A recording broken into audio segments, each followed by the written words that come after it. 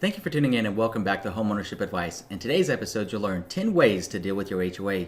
My name is Andrew Finney. Please consider me your real estate geek. My contact information is in the show more description below. If you want to just send me a message and say hi, or if you need help finding a great agent where you live, please let me know. I'm here to help. If you haven't already done so, please go ahead and subscribe to this channel now and like this video. Thank you so much. So let's go ahead and lead in with 10 ways to deal with your HOA with tip number 1. The first way to deal with them is actually knowing your rules and your bylaws. So you know those little CC&Rs that you got whenever you purchased your home. You had 5 days right of rescission to review them, agree with them, and move on with the purchase of the home that you now, the place that you now call home.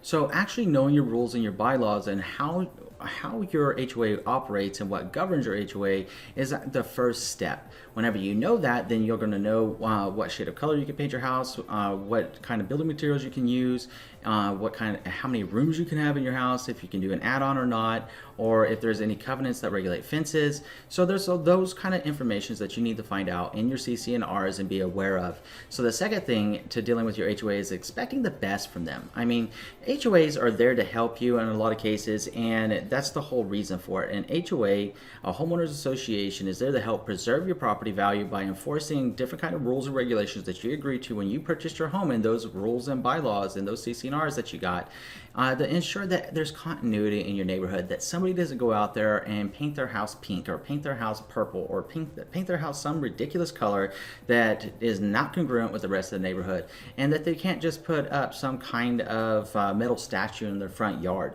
All those kind of things actually start detracting from the appeal of a community, and if it detracts from the appeal of a community, then that hurts your property value. Whereas most people would like to move in and know what they're getting themselves into, what the rules are expected of them, and being able to move on. Expect the best from your HOA. They're going to do their best to help out. In the cases that sometimes you hear of these stories where HOAs are getting a little bit frisky, they're getting out of line, then you also got to keep out for those as well. At the same time, most HOAs are just there to try to do the best that they can to help preserve your property value and keep everybody compliant with the rules that they agreed to before they purchase. So tip number 3 is actually communicating with the other members of your community, essentially the constituents of the HOA, your fellow neighbor. By doing that, you're going to find out a lot more information about what is acceptable, what isn't acceptable. You're going to learn some things about the bylaws, the CC&Rs that you probably didn't know, or different interpretations that the board may be taking of those CC&Rs. And knowing your neighbors can be very, very helpful. Let's say that you committed an infraction that would normally get fined by the HOA. And a lot of times what happens is, we have rovers that drive around the HOA complexes depending on what kind of HOA you live in. You may or may not have the people that drive the community and take a look at everything. In my HOA, they do, but most of the time what will happen is your neighbor might actually call it in and say, hey, the house on 123 Main Street has a commercial vehicle parked on the street, and maybe there's no commercial vehicles allowed to park on the street. Maybe there's no commercial vehicles allowed even in the driveway or on the property. Well, that would be a problem. But if you talk to your neighbors and you get to know them, they may approach you off to the side, and before they contact the HOA and you get a fine, they may just say, hey, what's going on there, Andrew? I noticed a commercial vehicle. And you could say, hey, it was just a workman there, and they were in there for the day. It wasn't like they were going to be there forever. Or you might say, hey, my friend owned a food truck or something. They had needed a place to put it for a night. I let them put it out there for the night, or whatever the case may be. And that way you can avoid the fines by just being neighborly with each other. And it also gives you another friend in your community, which is always cool to have. So the next thing that we're looking at is getting involved and staying involved with your HOA. So how do you do that? Every month or every quarter, it's going to be, every HOA is a little bit different, but they're going to let you know when they're holding community meetings. Attend the community meetings that you're able to attend. Get to know the players that are on the director. Get to know the players in the community that are always there, and get to know what's really going on with your community, what they're looking at, why they're looking at it, and ask them questions so that you can be more knowledgeable about your homeowners association and know how best to deal with them, and also be looking around for different people that you might want to vote into the board if you yourself don't run for the board. So the next point is get approval before you make a change to your property. Now that's a big one. Us homeowners, this is our kingdom. We always look at our homes as our kingdom. It's our domain. We do whatever the heck we want. We pay the mortgage, we pay the bills. Well, in an HOA, there are things that need to be approved. If you do want to add additional fences, or you do want to add in addition to your property. There's going to be things that need to happen, and more than likely, in addition to the HOA approval, you're probably going to need permits for both the construction of fences or definitely to an addition of a property. You're going to need permits anyways. So get everything approved. Make sure that it's in congruence with your HOA. Make sure it's congruent with the laws of your city and county, and make sure that you're all on board with doing the right thing. That way you don't get hurt, and that way that the HOA doesn't come back and say, well, you didn't get approval for painting your house that color, so we're going to actually fine you for it every single day until you paint it to a color that's compliant with the HOA. Getting approval up front, it might sound a little bit tedious, but it's going to save you a lot of time and trouble down the road. So the next step that you can do is actually getting involved with your HOA by running for the board. If you're not happy with it, or maybe you want to be part of how the rules and regulations work and you want to be part of the compliance, run for a position on the board. Every homeowner that belongs to an HOA has that right by virtue of being a homeowner in that community to run for the board. If you want to take a stronger interest in your community and the governance of your homeowners association, consider running for the board. They're going to be holding these board of directors meetings and annual elections. So it depends on the terms that are prescribed in your CC&Rs and bylaws, but you could have people that are getting voted in and out all the time every year, or maybe it's a 2-year position, 3-year position, whatever the case may be. Now, it is important to note that in many cases, just because you're on the board doesn't mean that you're getting paid. So don't look at it as an opportunity to earn money, because you're not. In many cases, you will not be getting paid to run for the board or be on the board. It's just simply something that you're doing to take an extra interest into your community and know how best to help out and listen to your neighbors and what's most important to you, what's most important to your community, whether you guys want to install different features in your community, if things need to be overhauled, like maybe a park that you guys have in your community needs to be, you guys want to make a renovation to it, maybe you guys have a clubhouse, maybe you guys have community benefits like a gym or something like that, and maybe it needs to be improved or new equipment purchased, then you can have a say in that and see what's going on. The next thing that you want to do is always to pay your dues on time. If you always pay your dues on time, you'll never have any issues with the HOA coming after and trying to fine you additional money on top of your dues because you didn't pay them. And here's where HOAs can be a little bit scary. HOAs can be a little bit scary because if you don't pay those dues for a long enough period, they actually have a right to foreclose on your property. And you know, as much as I love homeowners associations as a professional real estate agent and as a homeowner, helping to preserve my own property value as a homeowner, and the continuity of the neighborhood and actually having rules, I think are actually a really wonderful thing.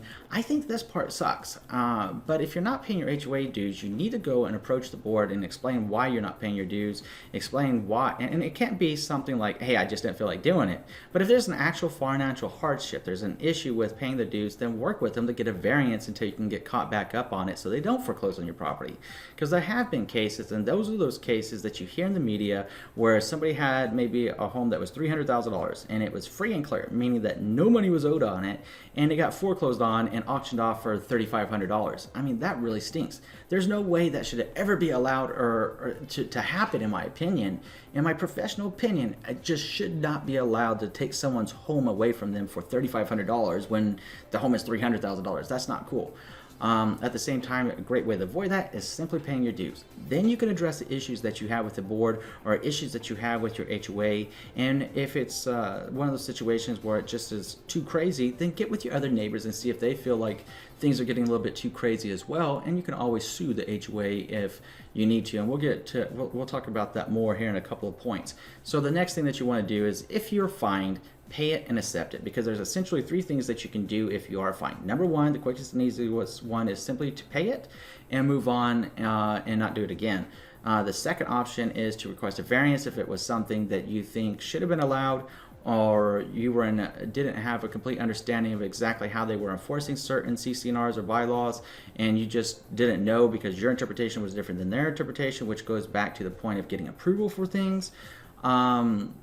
And then go ahead and approach them and ask them for a variance on that, especially if it's like your first infraction or something. And then just make sure that any questions that you have, when in doubt, just simply call the HOA and ask them the question, and that way you can stay in compliance.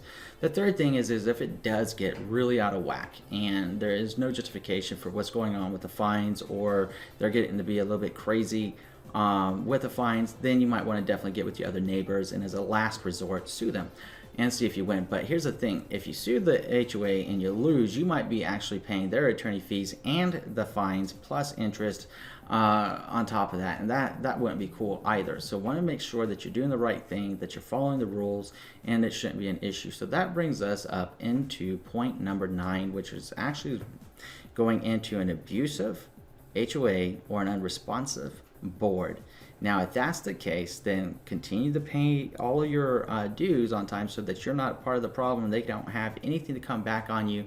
Your defensive position is then extremely strong, and your negotiation power will be greatly enhanced. So if you have an issue with an abusive or unresponsive board, then you want to put it in writing. You want to document every time that you call. You want to document and track down all the phone numbers to the directors of the board and call them, and document and keep a log of the times that you called, what you were calling about, and how long it took them to respond, if they responded at all.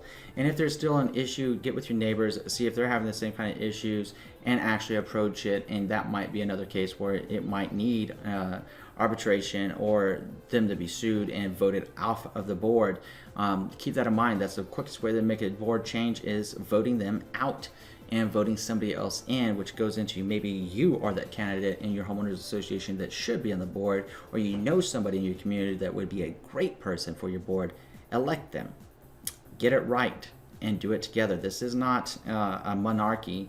It is actually a democracy. So work together on this.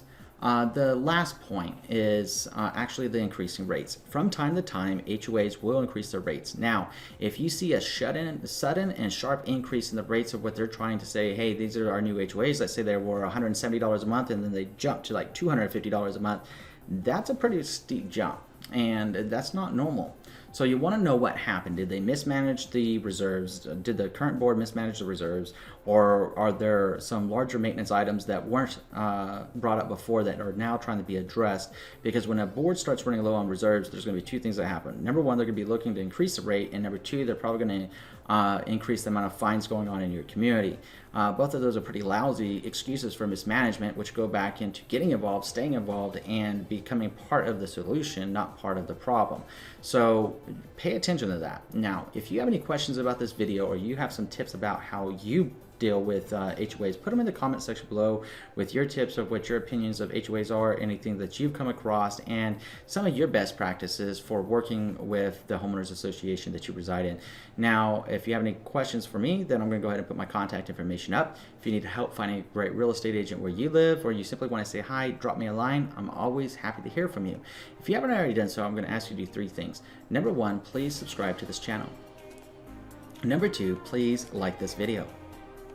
And number 3, please share this video around with somebody you know it's going to be able to help. Thank you for being here today, and between now and next time, I'm wishing you and yours a lifetime full of love, wealth, abundance, and happiness. Thank you for watching.